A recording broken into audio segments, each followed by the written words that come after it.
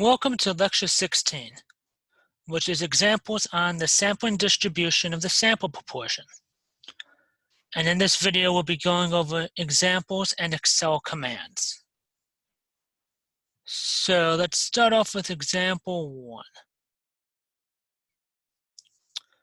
which is that the Harris Poll conducted a survey of 1,200 adult Americans who vacationed during the summer and asked whether the individuals planned to work while on summer vacation, and of those surveyed, 552 indicated that they plan to work while on vacation. And we want to calculate the sample proportion of individuals surveyed who plan to work while on summer vacation. And if you recall, the sample proportion is that symbol P with the hat on top, which in this case is this P hat. And here we need the characteristic, which is denoted with an X. And in this case, the characteristic are the number of adult Americans who plan to work while on vacation. So number of adult Americans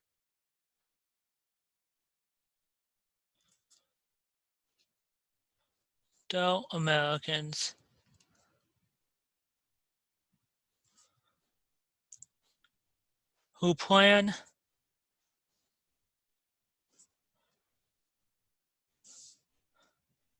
to work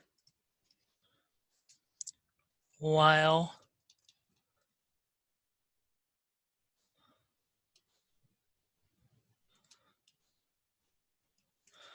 on summer vacation.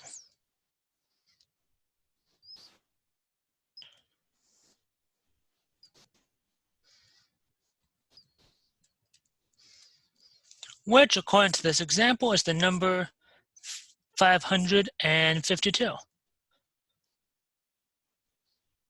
While there were a total of 1,200 adult Americans surveyed, that's our sample size. So to find P hat, we just take the number of adult Americans who do plan to work while on summer vacation, so 552, divided by sample size of 1,200. And when we divide that, we get ourselves an answer of 0.46. So let me just very quickly write this interpretation of this sample proportion that we just found. And in this case, this is going to be the sample proportion of adult Americans that plan to work while on summer vacation is 0.46. And it'd be helpful if I could spell vacation is 0.46. Again, just a nice interpretation of that sample proportion that we just found. All right, so that was example 1. Example number 2, on the other hand, is according to a study conducted in one city, 32% of adults in the city have credit card debts of more than $2,000. A simple random sample of 450 adults is obtained from the city, and we want to describe the sampling distribution of P hat, the sample proportion of adults who have credit card debts of more than $2,000, and we want to round this to 3 decimal places as necessary. So again, when we say, and let me highlight this fact, when we say that we want to describe the sampling distribution, describe the sampling distribution. When we want to describe the sampling distribution, that means we need the mean, the the measure of dispersion, which in this case is going to be the standard deviation. Standard deviation. And we need the shape, which again in this case is going to be normal.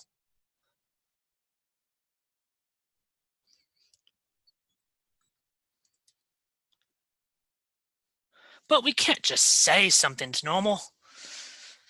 Because, I mean, then we could just call anything a normal distribution and then no one will bother to check.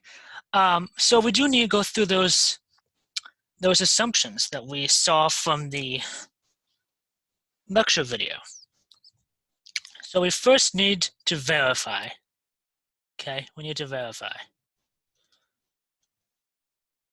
a bunch of stuff. Okay, so first we need to verify that sample size times the population proportion, this is at least 15. All right, so sample size was 450. Population proportion was 32%. We multiply those, we get 144, which is above 15. We also need the sample size minus times 1 minus p to be also greater than 15. And I mean, let's face it, if n times p is 144, n times 1 minus p is also going to be above 15. But just to show that step, this would be 450 times 1 minus 0.32. Or we could just call this 0.68. So 450 times 0.68. If you do that math out, you should get an answer of 306. And again, 306 is well above 15. We need to know if this is a simple random sample.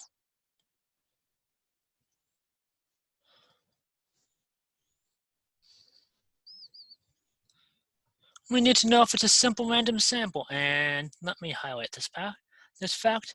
We were told it is indeed a simple random sample up here in the actual problem. So that's good. We were told that. So that assumption is met. And then the final one, we need to verify the sample size is at least 20 times the sample size. And here we have a sample size of 450, right? So 20 times 450. This is going to make 9,000.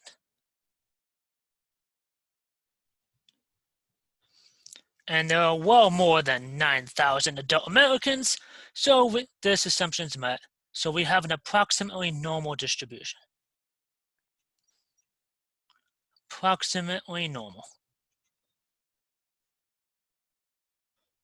And as such, we could find out the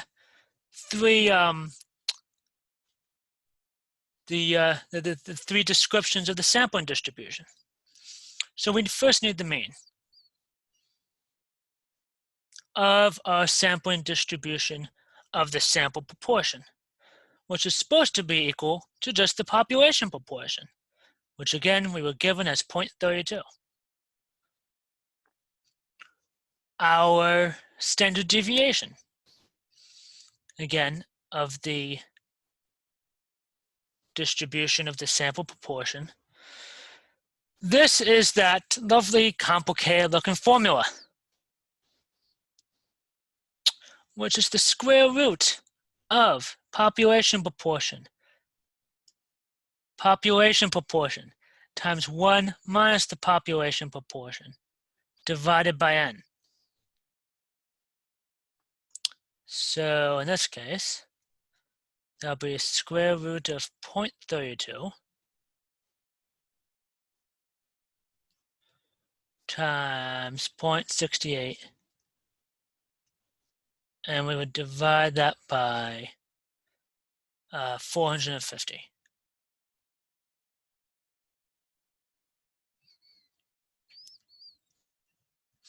Now, naturally, you would round this to whatever specification that you would have. Typically,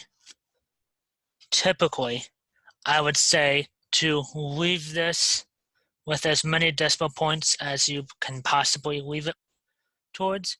But in this case, I wanted 3 decimal places. And in this case, if we were to do this calculation out, we would get ourselves a value of 0.022.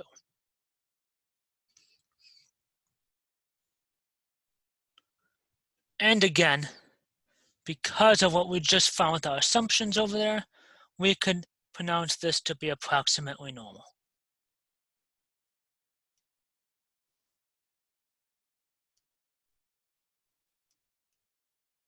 All right, so we need to verify again all 3 of these for the description of that sampling distribution of p hat. All right, so that was example 2. Example number 3. Now we're not just describing anything here anymore. We want to know a few things. So for example 3, we have according to the National Center for Health Statistics, 15% of all Americans have trouble hearing. And for part A here, I have in a random sample of 120 Americans, what is the probability that at most, 12% have trouble hearing? Okay. But before we could do anything, since we are not told anything here is normally distributed at all, we first need to verify that, the normal distribution. So, just as we did on the last slide, we need to multiply first. And I'll do these up here, so I have more room. So, we need to do 120 times 0.15. Again, that being n times p. We need that to be at least 15. And if you do that calculation out, we get 18. And 18 is indeed at least 15. For n times 1 minus p, that'll be 120. 1 minus 0.15 is 0.85. Of course, if 18 is above 15, this value is 2. 102. Again, at least 15. We're fine in that regard. We need to have that 120 times 20. That's 2,400. We need to verify that number, that the population size is less than or equal to, so population size is greater than or equal to 2,400. And while we are not told the population size of adult Americans, pretty sure it's more than 2,400. So that assumption is met. And we need a simple random sample, which we are told that in the problem right here. So because of that, we have a simple random sample. Simple random sample. So we could go through these because it's approximately normal. I should probably write that, approximately normal.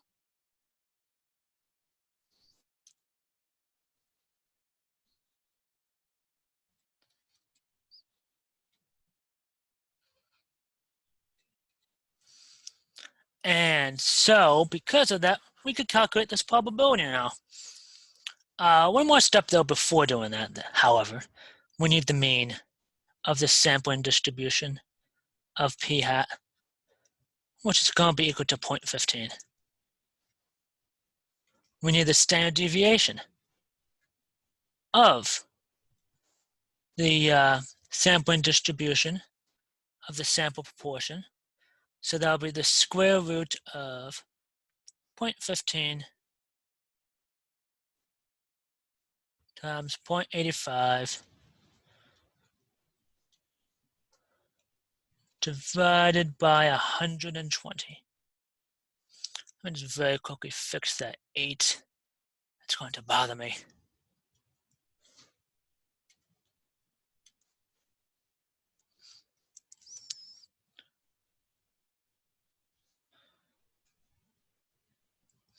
Okay, so square root of 0.15 times 0.85 divided by 120.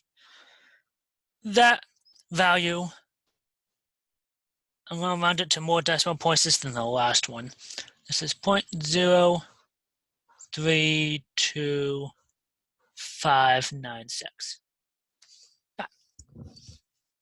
And again, we know this is approximately normal from our assumptions above.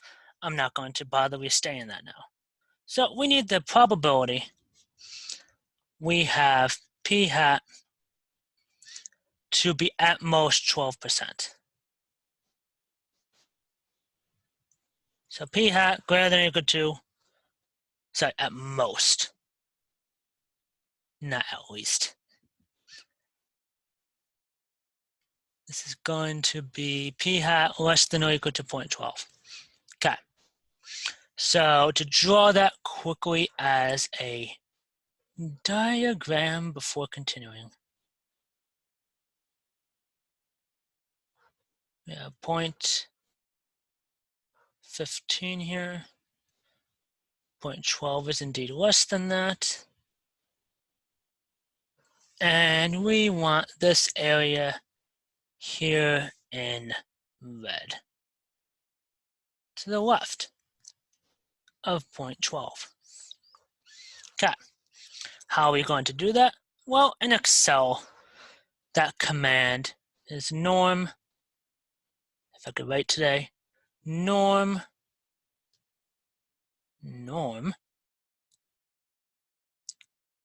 oh goodness, norm dot dist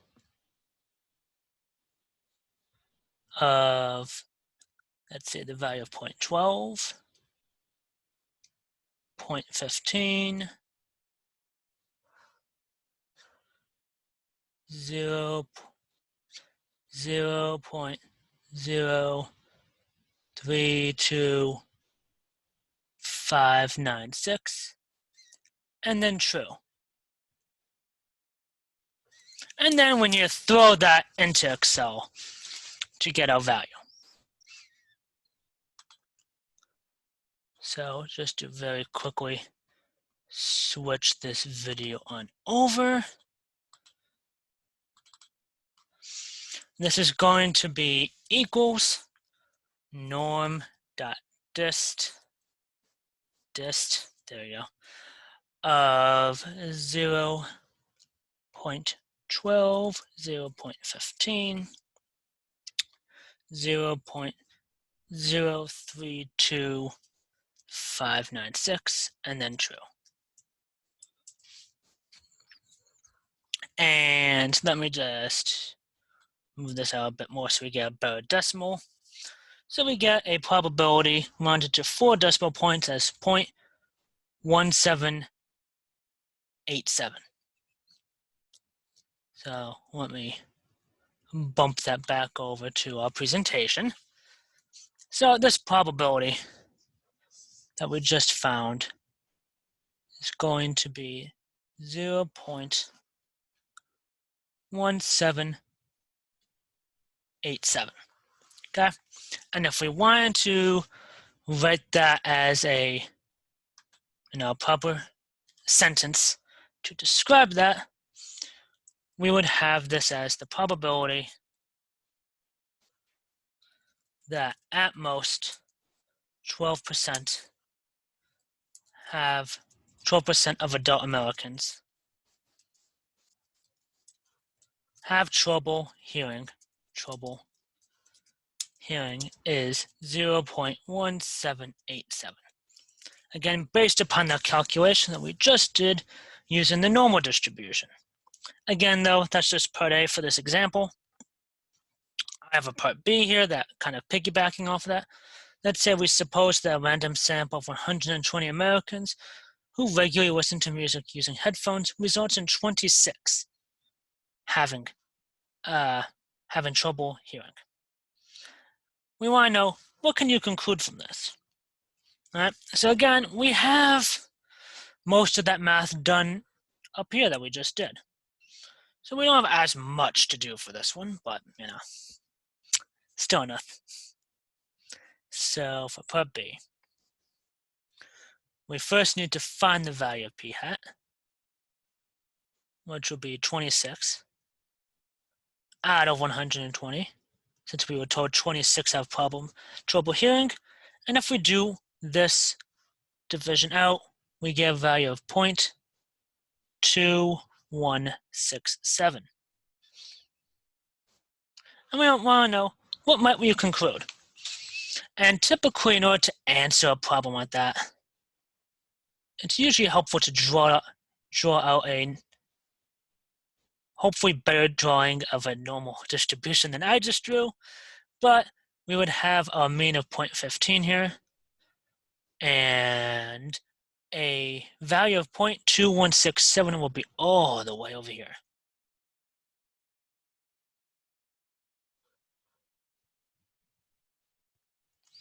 So in order for us to do this calculation out, we are referring to this area over here to the right, because the left won't really tell us much of anything, but the value to the right will, because then we could determine if this is an unusual measurement. So we want the probability that p hat is going to be greater than 0.2167. Only problem with Excel is it only allows us to calculate the area underneath the curve to the left of that value. So because of that, we need to do 1 minus norm dot dist of 0.2167. The mean of 0.15, standard deviation of 0.0325596, and true.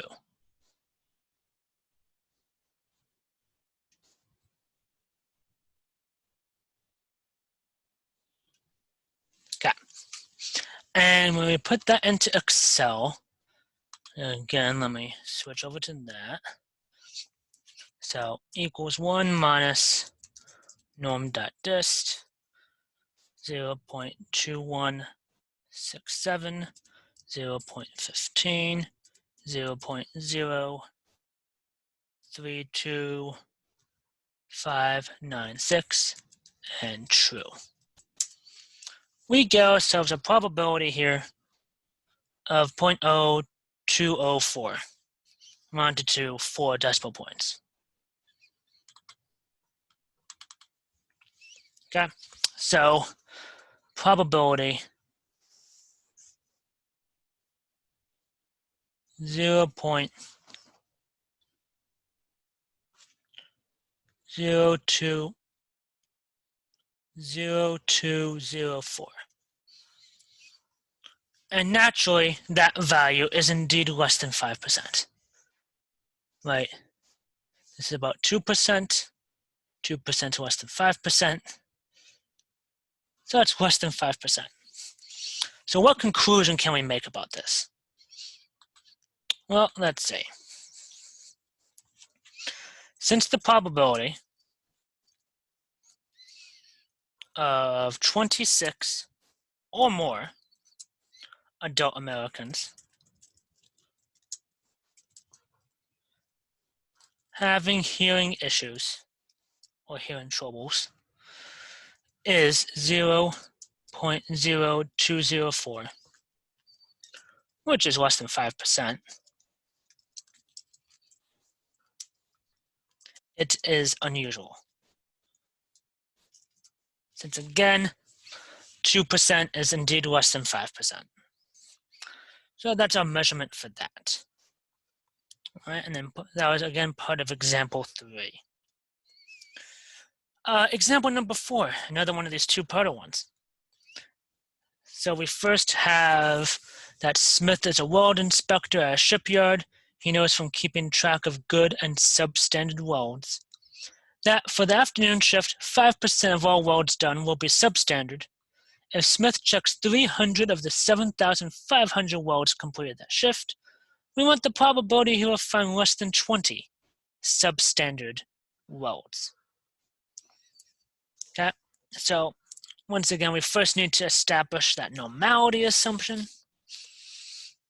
This time, though, we were given a population size, so we could actually accurately describe these. We could certainly check that 300, which is that sample size, times 20. That's, 6,000.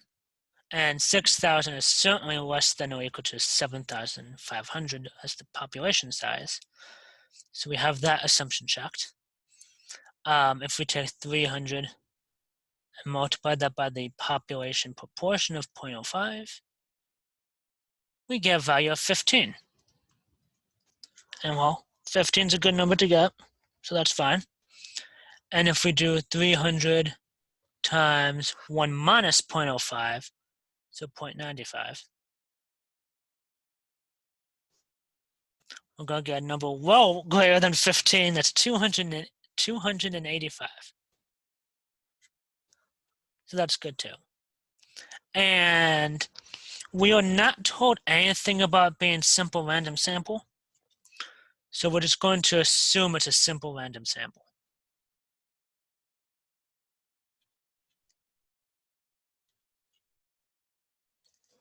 In order for us to do this normality, to determine it to be approximately normal.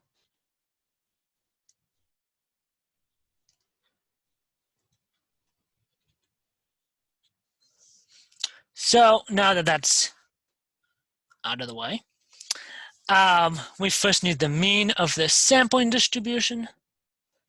So the mean of the sampling distribution of p hat, this is going to be 0.05.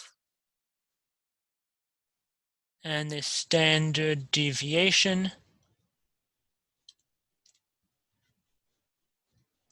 of the population of the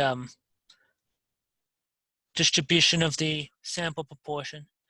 This is going to be square root of 0.05 times 0.95 divided by sample size of 300.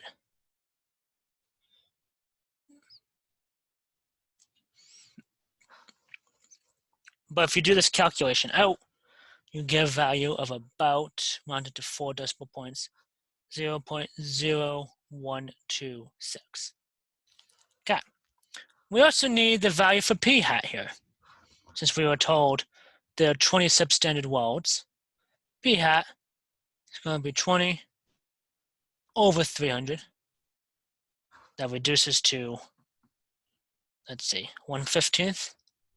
As a decimal, that's 0.0667. So to find less than 20 substandard welds, probability p hat less than 0.0667. And the picture that corresponds to that would look something like this.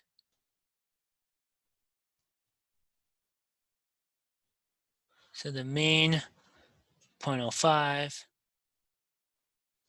0.0667 would be about here-ish.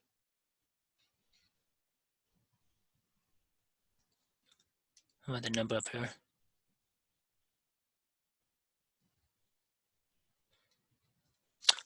And since we want the number to be less than that, we are referring then to all of this area.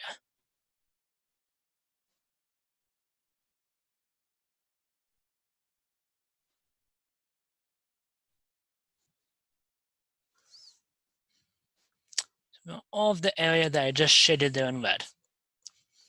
And in order to do that calculation out instead of Excel, since it normally does that anyway, we don't need to do anything special. This would be norm.dist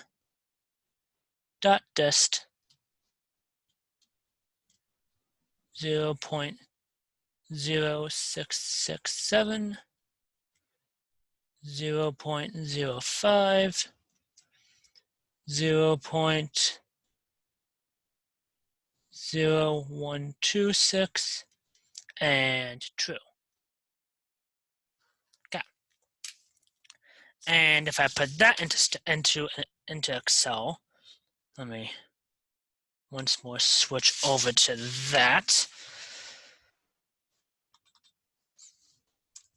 So equals norm.dist 0.0126, 0.05, 0.0126, and then true. This will give us a probability then.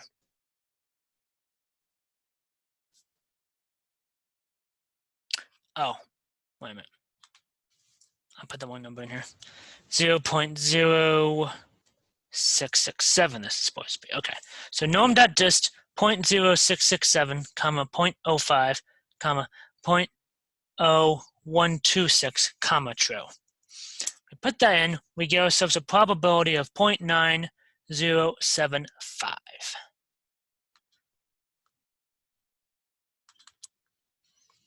So this gives us a probability of 0.9075. And again, since I love giving out interpretations, interpretation of this probability is the probability of less than 20 substandard welds is 0.9075. Again, according to what we just calculated. And then part B for this example, rounding to 4 decimal points as needed. We want to know, is it unusual to find 30 or more substandard welds? So just, 10 more than what we just used for part A. So for that, first need p hat. So 30 divided by 300, that reduces to 1/10. So 0.1 would be that sample proportion. And the bad diagram that corresponds to that looks something like this, only better drawn. So made of 0.05, 0.1 is over here. And we want to examine this area above it. Again, we were told that we wanted 30 or more substandard welds. We also want to know if it was unusual. There is that too. So probability p hat then is greater than 0.1. Since again we want the area to the right, Excel only does the area to the left, we're going to do 1 minus norm norm dot dist. This will be 0.1, 0.05, 0.0126, and true. So if you do that calculation out inside Excel,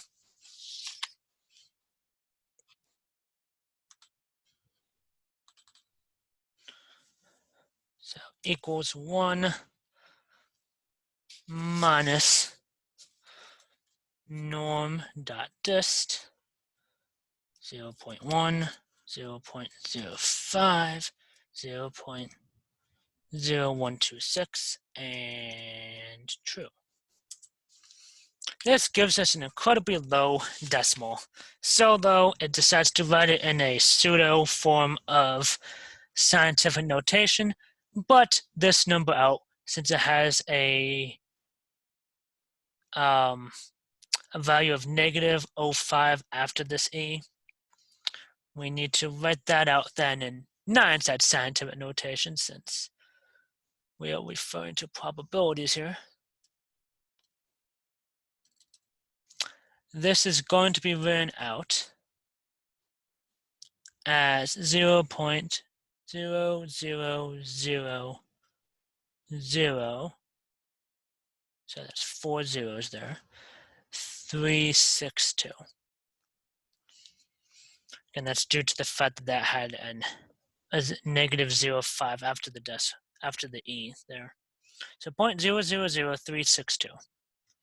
So the interpretation then of said probability value, very small probability value at that note, would be that 30 or more substandard loads. This value is naturally less than 5%. So 30 or more substandard loads is unusual.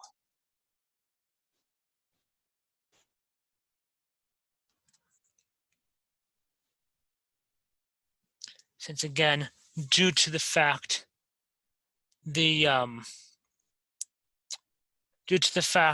that the value is so low. All right, so that was example number 4.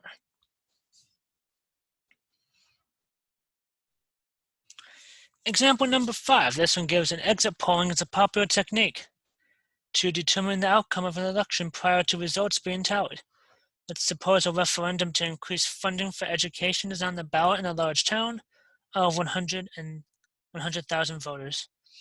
An exit poll of 200 of those voters found 92 voted in favor of the referendum.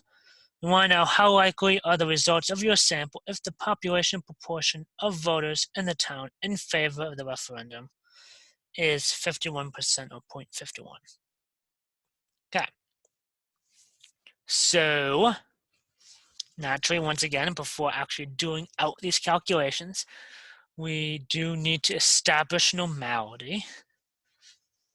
So, if we look at 200 times 20, so 4,000, that is indeed well less than 100,000.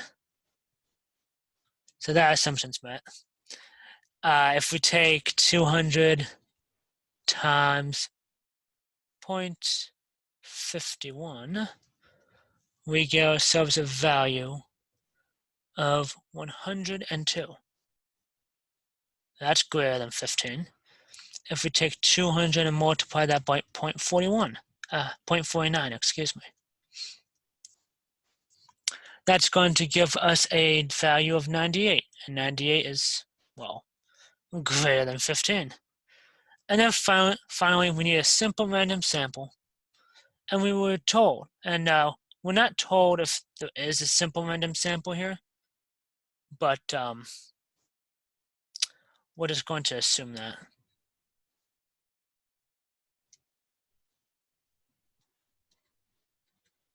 So we could say this is approximately normal.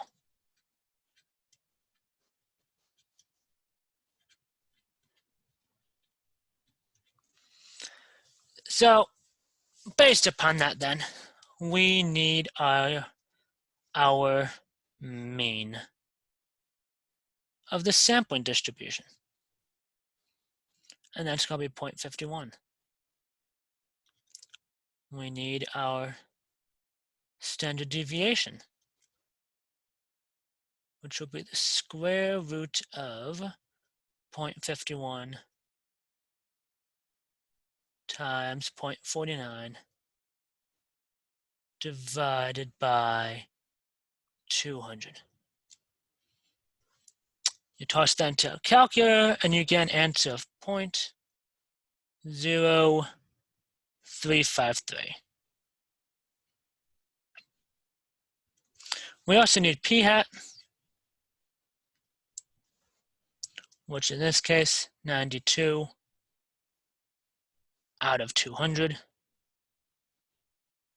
That gives a value of 0.46. And we want to know how likely are the results.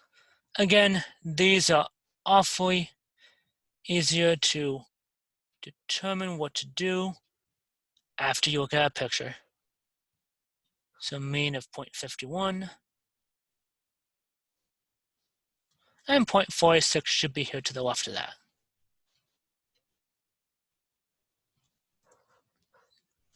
Which means, based upon that knowledge, we are referring to this area here to the left of 0.46 when we want to determine how likely are the results, which means we want the probability p hat is less than 0.46. And we want to do that just to determine its unusual-ishness in order to find out that probability. So inside of Excel, we are going to use norm.dist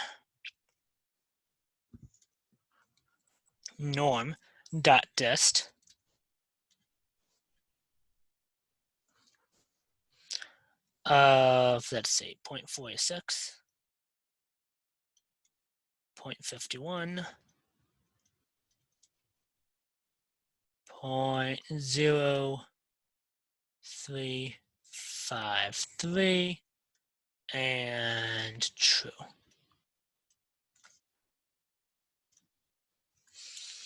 Okay, so then switching over to Excel to find that, we would have this calculation. So equals to norm.dist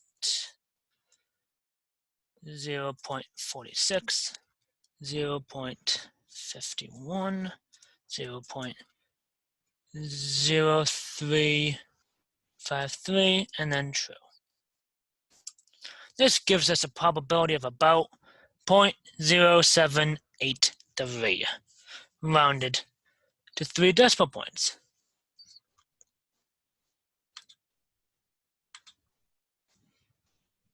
So we could write that into our sentence here.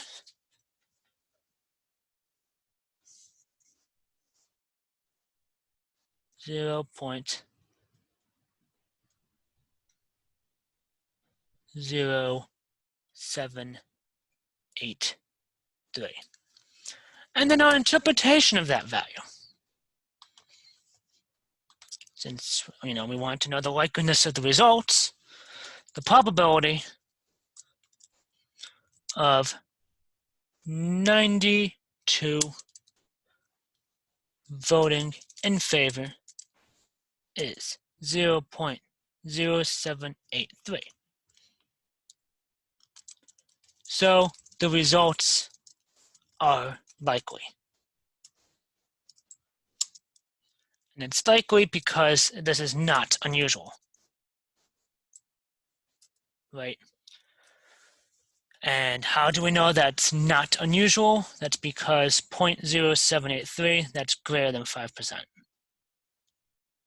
So because of that, not unusual, and we could carry on with our actual calculation, as we did in this particular example. Next example, example number 6. This one now is after this particular example and my next one, neither of which have anything to do with actually drawing a very bad normal distribution, so that's good at least. But we have a researcher studying public opinion of proposed Social Security changes, obtains a simple random sample of 50 adult Americans, and asks them whether or not they support the proposed changes. To say that the distribution of the sample proportion of adults who responded yes is approximately normal, how many more adult Americans does the researcher need to sample for 15% of all adult Americans to support the changes? And we know from our normality assumptions, we need the sample size times the population proportion to be greater than or equal to 15, along with the sample size times 1 minus population proportion to be greater than or equal to 15. So we kind of need to do this twice, right? So let's see here. We need to take then n times the population proportion of 0.15. We want this to be greater than or equal to 15, which means n needs to be greater than or equal to whatever 15 divided by 0.15 is. And again, if you throw that into a calculator, you get an answer of 100. All right, that's good, fine and dandy. If we take then n times 1 minus p, so 0.85, that also has to be greater than or equal to 15.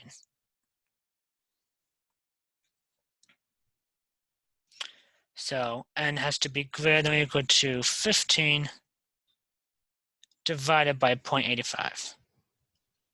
And as you would expect, since we're dividing by a decimal much greater than the last one, we get an answer smaller than 100. This is 17.65. That's round 2.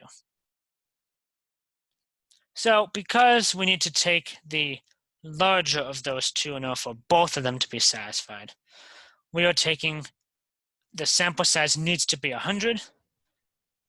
So for the amount that we need more, let's do 100 minus 50 to get that we need 50 more adult Americans. So just to write that as a nice statement, this would be the researcher needs to sample 50 more adult Americans in order to achieve that particular population proportion. And then my last example.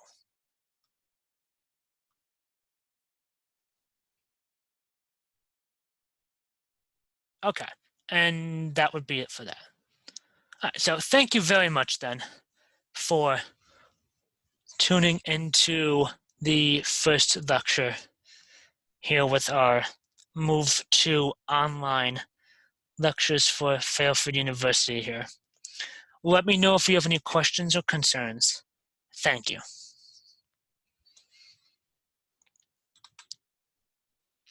Did I change that without?